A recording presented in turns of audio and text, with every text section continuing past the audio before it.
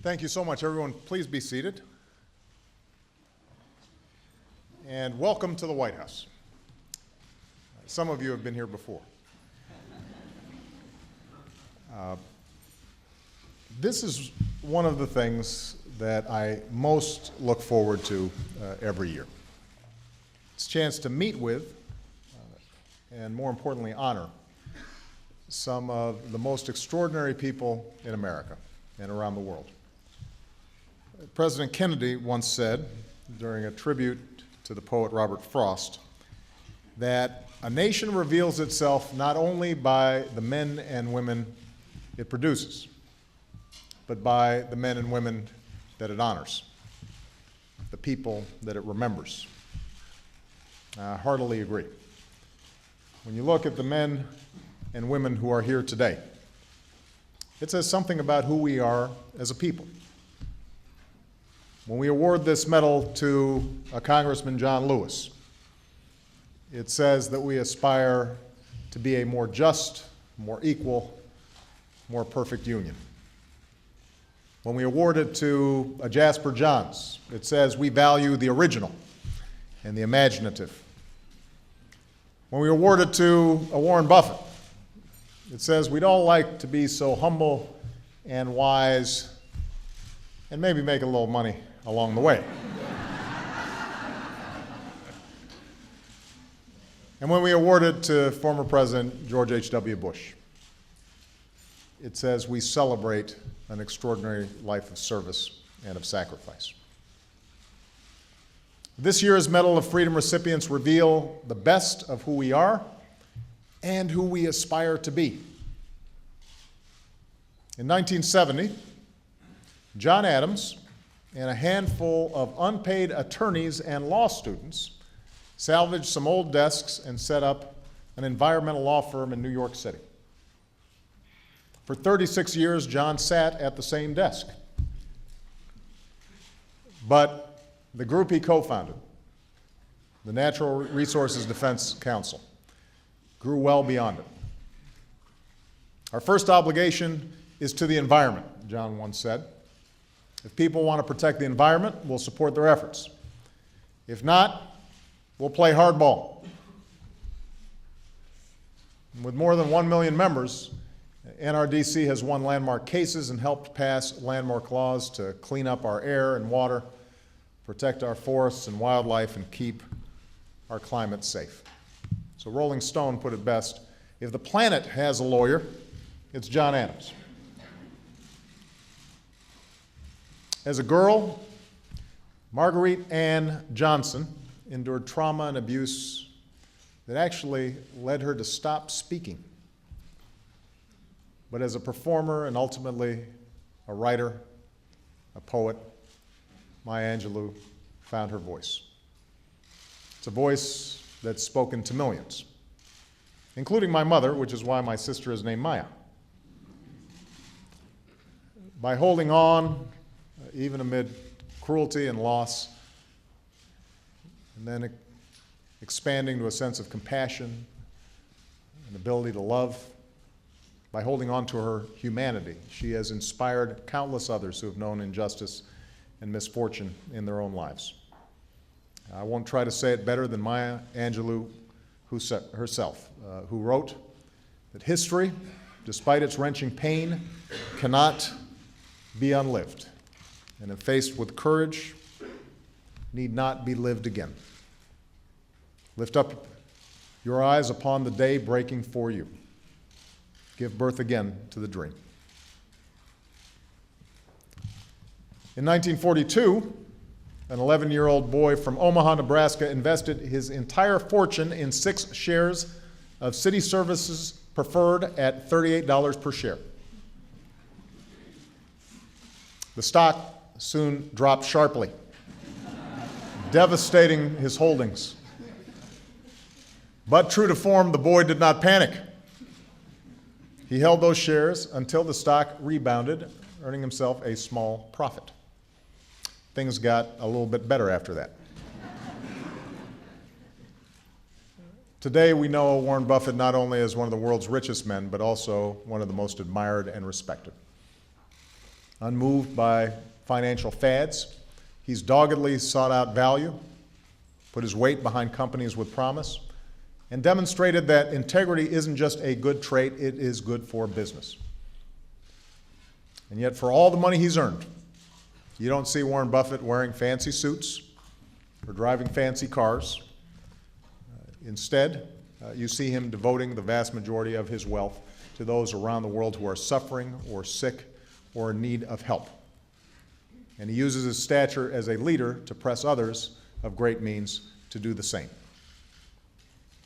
A philanthropist is a lover of humanity, and there's no word that fits Warren better. I should point out he's so thrifty I had to give him a White House tie the last time he came here to visit. His was looking a little shredded. So then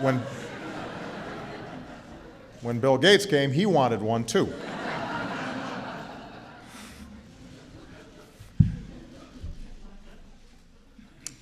It has been noted that Jasper John's work, playing off familiar images, have transfixed people around the world. Historians will tell you that he helped usher in the artistic movements that would define the latter half of the 20th century.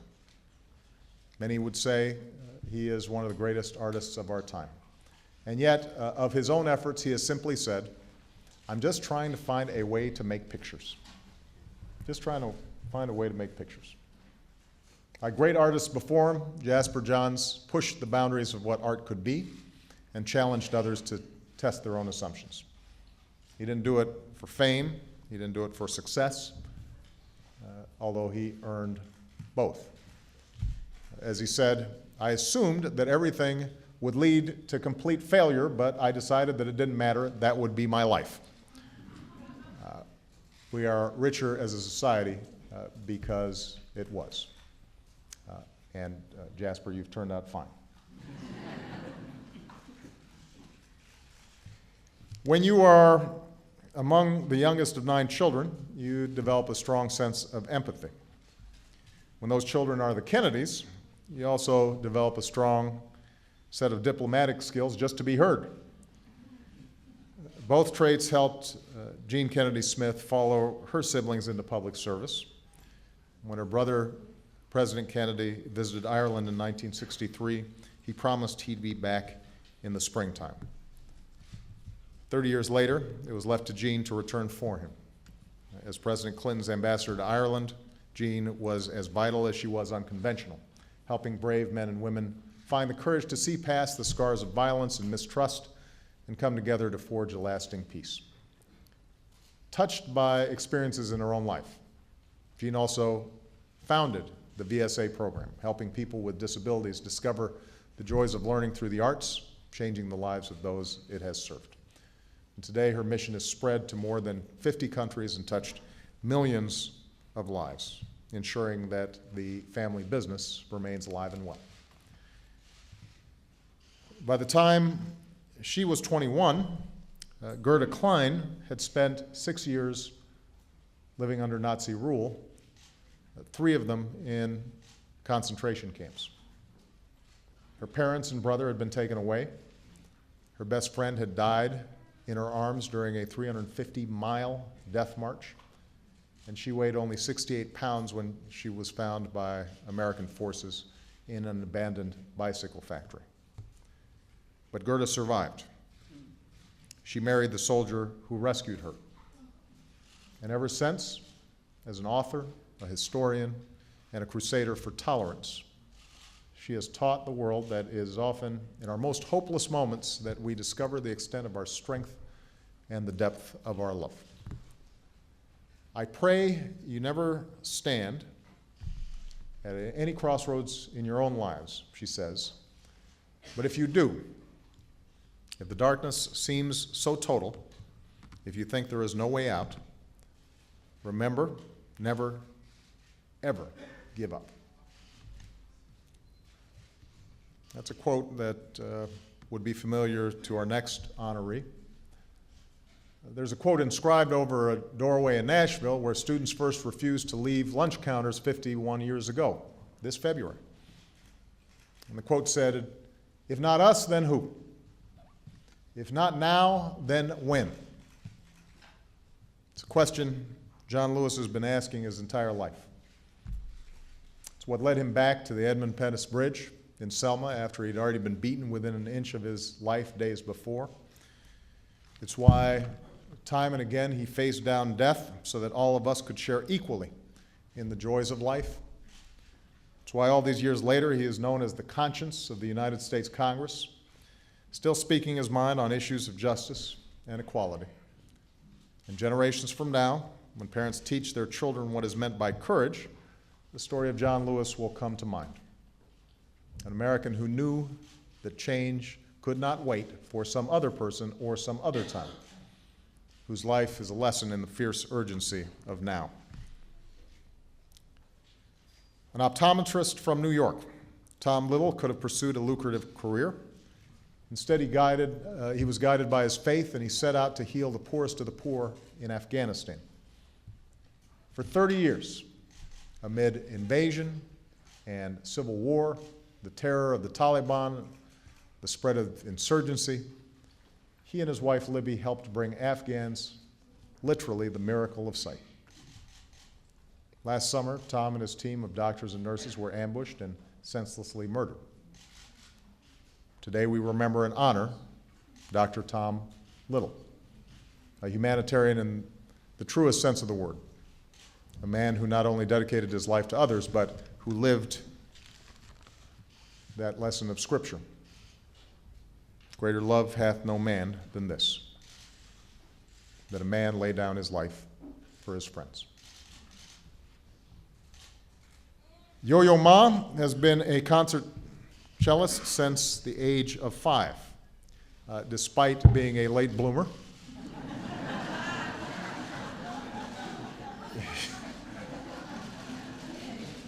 He went on to record over 75 albums and win 16 Grammys, which means I'm only 14 behind him. While Yo-Yo could have just settled for being the world's greatest cellist, he said that even greater than his passion for music is his passion for people, and I can testify to this. There are very few people you'll meet with just the exuberance and joy that Yo-Yo possesses. And so he spent much of his life traveling the world, training and mentoring thousands of students from Lebanon and Korea to the Iraqi National Symphony Orchestra. A member of my Committee on the Arts and the Humanities, he has been named a messenger of peace by the United Nations, and we understand why. In his words, when we enlarge our view of the world, we deepen our understanding of our own lives. For Sylvia Mendez, a lifelong quest for equality began when she was just 8 years old. Outraged that their daughter had to attend a segregated school, Sylvia's parents linked arms with other Latino families to fight injustice in a California federal court, a case that would pave the way for Brown versus Board of Education. The next year, when a classmate taunted Sylvia saying that Mexicans didn't belong there, she went home in tears begging to leave the school. Her mother wouldn't have it. She told Sylvia, "Don't you realize that's why we went to court? You're just as good as he is." And Sylvia took those words to heart. And ever since, she has made it her mission to spread a message of tolerance and opportunity to children of all backgrounds and all walks of life. Growing up in communist East Germany, Angela Merkel dreamed of freedom, and when the wall finally crumbled and Germany was reunited, she broke barriers of her own, becoming the first East German and the first woman to become Chancellor of Germany. To America, Chancellor Merkel and the country she leads are among our closest allies. To me, she's a trusted global partner and a friend. To people around the world, the story of Angela Merkel is an inspiration. Everything is possible, she said, something the world has seen again in recent weeks. Freedom does not come about of itself. It must be struggled for and then defended anew every day of our lives. Chancellor Merkel isn't here today. She'll be visiting me for a visit, an official visit soon, and so I look forward to presenting her the award when she comes. Stan Musial. His brilliance, could come in blinding bursts, hitting 5 home runs in a single day's doubleheader, leading the league in singles, doubles, triples, and RBIs over a single season, 3 World Series, first ballot Hall of Famer, worthy of one of the greatest nicknames in sports, Stan the Man. My grandfather was Stan, by the way, so I used to call him the man too, Stan. Stan Musial made that brilliance burn for 2 decades. Stan matched his hustle with humility. He retired with 17 records, even as he missed a season in his prime to serve his country in the Navy. He was the first player to make, get this, $100,000.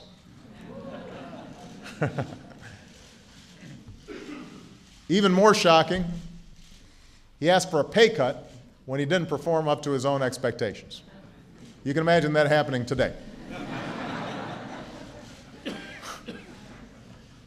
Stan remains to this day an icon, untarnished, a beloved pillar of the community, a gentleman you'd want your kids to emulate. I hope I've given baseball nearly as much as I've gotten from it, Stan wrote in his memoirs, knocking it out of the park one more time. When Bill Russell was in junior high, he was cut from his basketball team. He got better after that.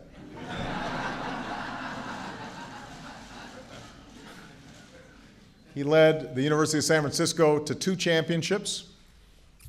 In 13 seasons with the Boston Celtics, he won 11 championships, a record unmatched in any sport.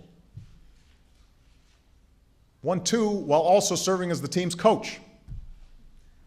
And it so happens he also was the first African American ever to hold such a position as a coach in a major league sports team of any sort. More than any athlete of his era, Bill Russell came to define the word winner. And yet, whenever someone looks up at all 6'9" of Bill Russell, I just did, I always feel small next to him, and asks, "Are you a basketball player?" Surprisingly, he gets this more than you think, this question. He says, "No." He says, "That's what I do, that's not what I am. I'm not a basketball player. I am a man who plays basketball." Bill Russell, the man, is someone who stood up for the rights and dignity of all men. He marched with King. He stood by Ali. When a restaurant refused to serve the black Celtics, he refused to play in the scheduled game. He endured insults and vandalism, but he kept on focusing on making the teammates who he loved better players, and made possible the success of so many who would follow. And I hope that one day, in the streets of Boston, children will look up at a statue built not only to Bill Russell the player, but Bill Russell the man. The Bronx-born son of Irish immigrants, John Sweeney was shaped by 3 things: his family, his mother was a maid, his father was a bus driver, instilled in him that fundamentally American idea that through hard work we can make of our lives what we will. The church taught him our obligations to ourselves and one another. And as a child, he saw that by banding together in a union, we can accomplish great things that we can't accomplish alone. John devoted his career to the labor movement, adding working folks to its ranks and fighting for fair working conditions and fair wages. As the head of the AFL-CIO, he was responsible for dozens of unions with millions of working families. So family, faith, fidelity to the common good. These are the values that make John Sweeney who he is, values at the heart of the labor movement that has helped build the world's greatest middle class. And finally, we recognize our last recipient, not simply for the years he spent as our 41st president. We honor George Herbert Walker Bush for service to America that spanned nearly 70 years. From a decorated Navy pilot who nearly gave his life in World War II to U.S. ambassador to the United Nations, from CIA director to U.S. envoy to China, to the vice presidency. His life is a testament that public service is a noble calling. As president, he expanded America's promise to new immigrants and people with disabilities. He reduced nuclear weapons. He built a broad international coalition to expel a dictator from Kuwait. When democratic revolution swept across Eastern Europe, it was the steady diplomatic hand of President Bush that made possible an achievement once thought impossible: ending the Cold War without firing a shot. I would add that, like the remarkable Barbara Bush, his humility and his decency reflects the very best of the American spirit. Those of you who know him, this is a gentleman, inspiring citizens to become points of light in service to others, teaming up with a one-time political opponent to champion relief for the victims of the Asian tsunami, the Hurricane Katrina. And then, just to cap it off, well in the 80s, he decides to jump out of airplanes. Because, as he explains, it feels good.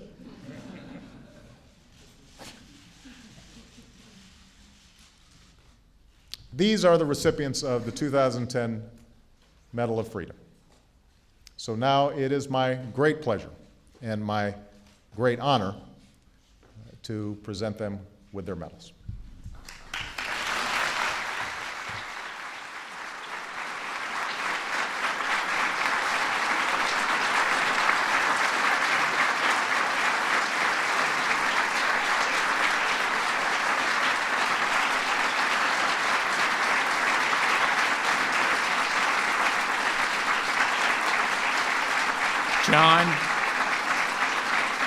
John H. Adams.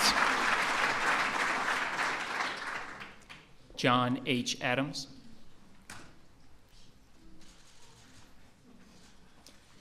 At a time when contaminated waterways and polluted air threaten too many of our communities, John H. Adams co-founded the Natural Resources Defense Council to encourage responsible stewardship of our natural resources. A staunch defender of the wonders of our planet, he served as executive director and later as president of the NRDC, challenging Americans to live up to our responsibilities to leave something better to our children with an urgency matched by few others. John Adams' decades-long commitment to safeguarding the earth has left our air purer, our water cleaner, and our planet healthier for generations to come.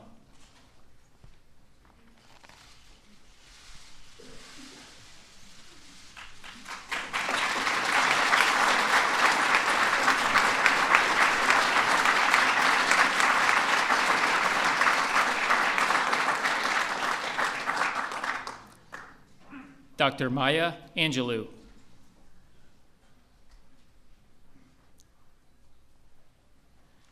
Out of a youth marked by pain and injustice, Dr. Maya Angelou rose with an unbending determination to fight for civil rights and inspire every one of us to recognize and embrace the possibility and potential we each hold.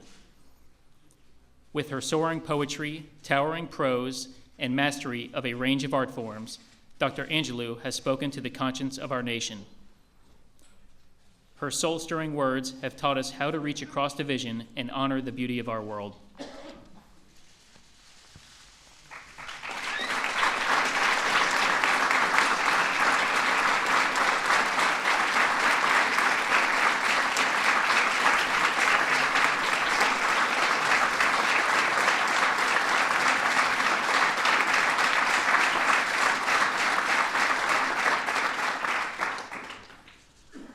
Warren E. Buffett.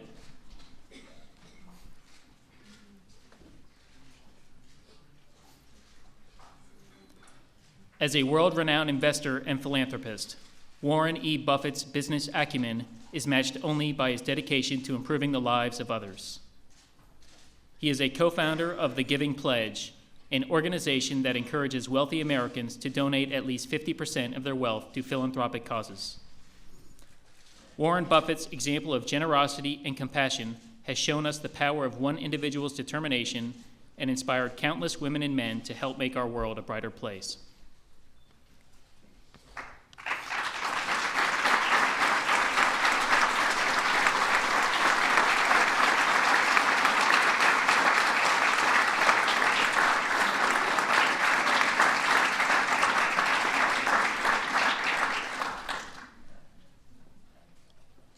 The Honorable George Herbert Walker Bush.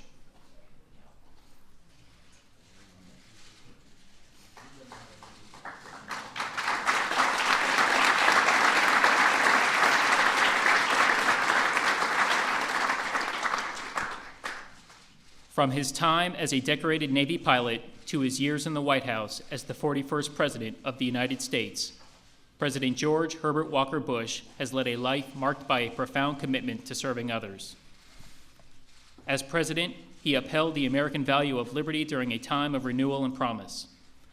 As a private citizen, he has united Americans in times of crisis, lending his tireless efforts to men and women whose lives have been upended by disaster. Over the arc of his life, President Bush has served our nation as a tremendous force for good, and we proudly salute him for his unwavering devotion to our country and our world.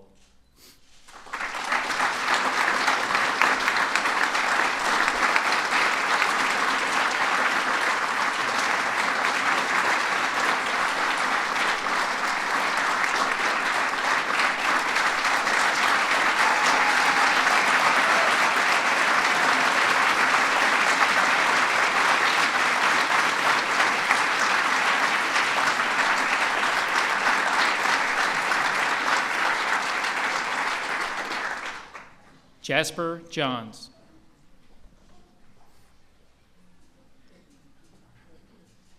Bold and iconic, the work of Jasper Johns has left lasting impressions on countless Americans.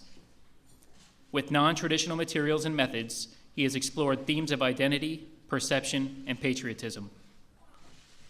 By asking us to re-examine the familiar, his work has sparked the minds of creative thinkers around the world. Jasper Johns' innovative creations help shape the pop, minimal, and conceptual art movements, and the United States honors him for his profound influence on generations of artists.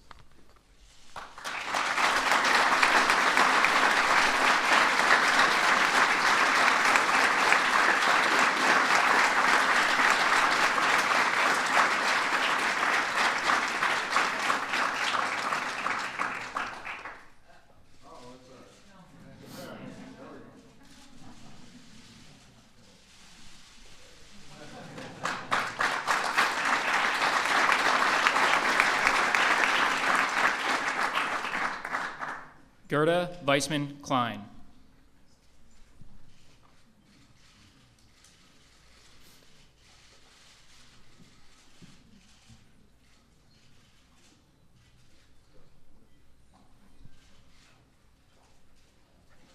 Gerda Weissman's Klein life is a testament to the tenacity of the human spirit. A Holocaust survivor, she was separated from her parents and sent to a series of Nazi labor camps. In 1945, she was one of a few survivors among those forced to undergo a 350-mile death march to avoid the progress of liberating Allied forces. From tragedy to triumph, she and her husband proudly started the Gerda and Kurt Klein Foundation to promote tolerance, respect, and empowerment of students throughout the world. By sharing her stories and encouraging others to see themselves in one another, Gerda Klein has helped to advance understanding among all people.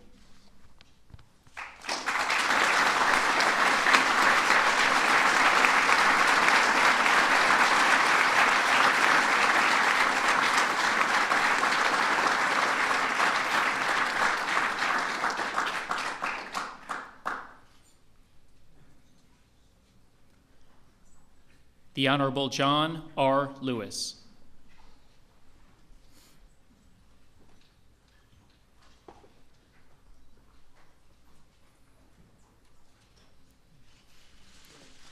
From his activism in the civil rights movement to his nearly 25 years in the House of Representatives, John R. Lewis has dedicated his life to shattering barriers and fighting injustice. The son of sharecroppers from Alabama, he rose with courage, fortitude, and purpose to organize the first student sit-ins and the earliest freedom rides. The youngest speaker at the 1963 March on Washington, a fearless advocate and a distinguished member of Congress, John Lewis has earned our lasting gratitude for a lifetime dedicated to the pursuit of equality and justice for all.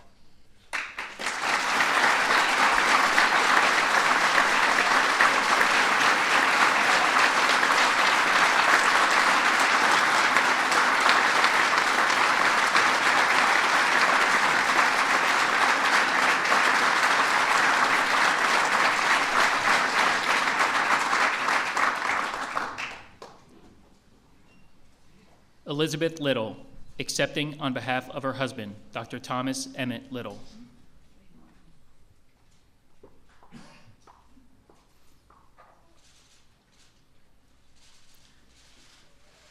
Dr. Thomas Emmett Little was an optometrist who devoted his life and skills to those in need. Starting in the 1970s, Dr. Little and his wife lived largely in Afghanistan in order to provide vision care to the people of that nation. Even as they dedicated their lives to healing others, Dr. Little and 9 of his team members were murdered in Afghanistan in 2010. Our nation mourns the loss of these humanitarians who paid the ultimate price in pursuit of their ideals, and we look to Dr. Little's example of generosity and goodwill so we can better know the meaning of sacrifice and the necessity of peace.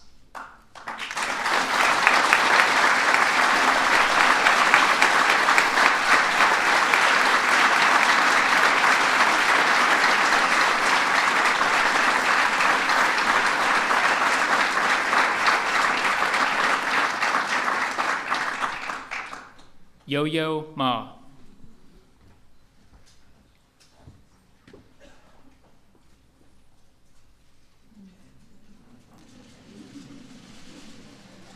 Recognized as one of the world's greatest musicians, Yo-Yo Ma's talents know no boundaries of genre or culture. Since performing at the White House for President Kennedy at the age of 7, he has recorded more than 75 albums, won more than a dozen Grammy Awards, and established himself as one of our nation's most acclaimed and respected artists. His music has bound us together and captured our imagination, and the United States proudly honors this prolific cellist and ambassador for the arts.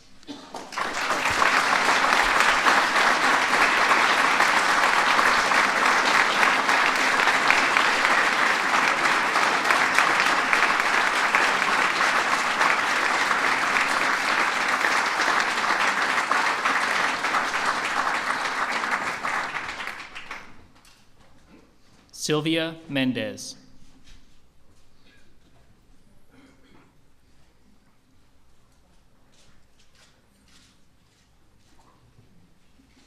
Sylvia Mendez was thrust to the forefront of the civil rights movement when she was just a child. Denied entry to the Westminster School because of her Mexican heritage, she sought justice, and her subsequent legal case, Mendez versus Westminster, effectively ended segregation as a matter of law in California. The arguments in that case catalyzed the desegregation of our schools and prevailed in the landmark case, Brown versus Board of Education, forever changing our nation. Today, Sylvia Mendez continues to share her remarkable story and advocate for excellence and equality in classrooms across America.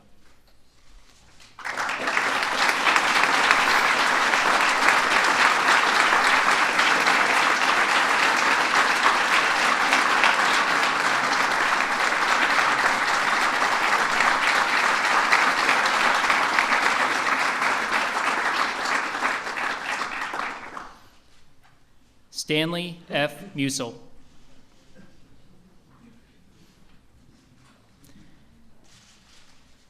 Stanley F. Musil represents the best of American sports icons.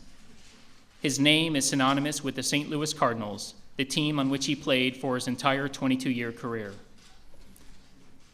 A perennial all-star and 3-time most valuable player, he won accolades as a player and championships as a teammate. Nicknamed Stan the Man Musil, he played the game with unrivaled passion, and his humility and decency remain a model for all young Americans to this day.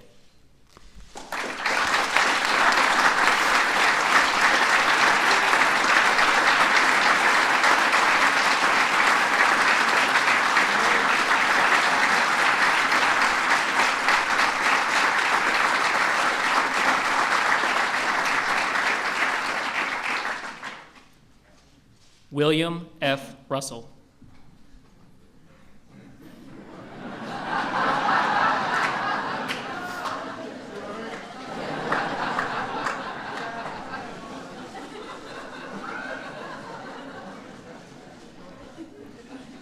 Basketball was a different sport before William F. Russell donned a uniform. With unmatched skill, he led the Boston Celtics to an unparalleled string of titles and earned the distinction of being named the National Basketball Association's most valuable player 5 times. He broke down barriers on and off the court, becoming basketball's first African-American coach and serving as a passionate advocate for civil rights. Bill Russell can reflect with pride on helping change the culture of a sport and the course of our nation.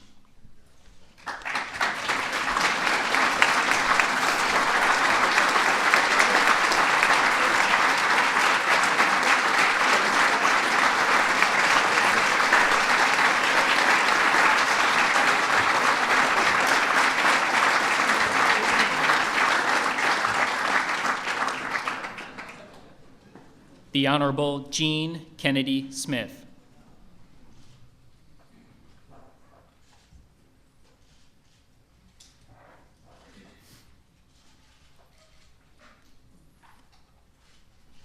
The 8th of 9 children to Joseph and Rose Kennedy, Jean Kennedy Smith joined the family business of helping her fellow Americans and improving our world. In 1974, she founded Very Special Arts, a nonprofit organization that promotes the artistic talents of young people living with disabilities. On the international stage, Jean Kennedy Smith played a pivotal role in the peace process in Northern Ireland while serving as the United States ambassador to Ireland. With intelligence, compassion, creativity, and grace, Jean Kennedy Smith has contributed volumes to her family's outstanding legacy of service to our country.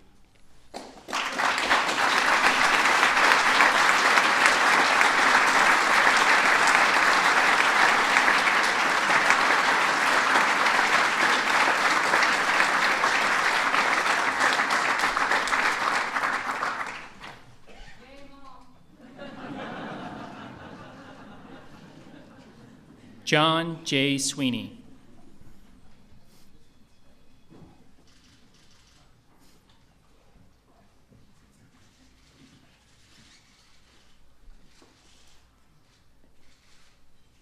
As a champion for the American worker, John J. Sweeney has strengthened our families, our economy, and our country. The son of Irish immigrants, he worked his way up in the labor movement, serving as president of the Service Employees International Union and president of the American Federation of Labor and Congress of Industrial Organizations, all the while reaffirming our nation's commitment to rewarding the enduring values of hard work and responsibility. The United States proudly honors John Sweeney for a lifetime of courageous service on behalf of working people.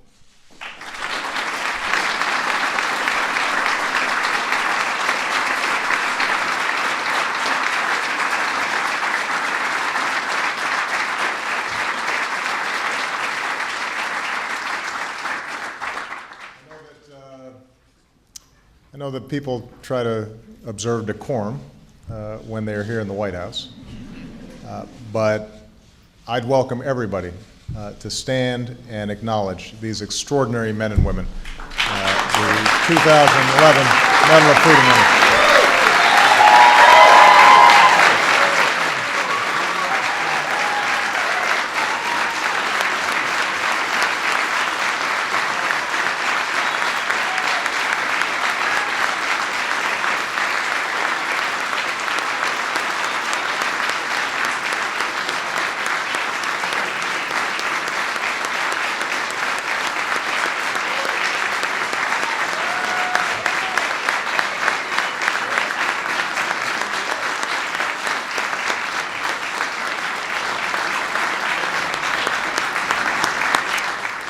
All right, everybody, now you can see why I love this day.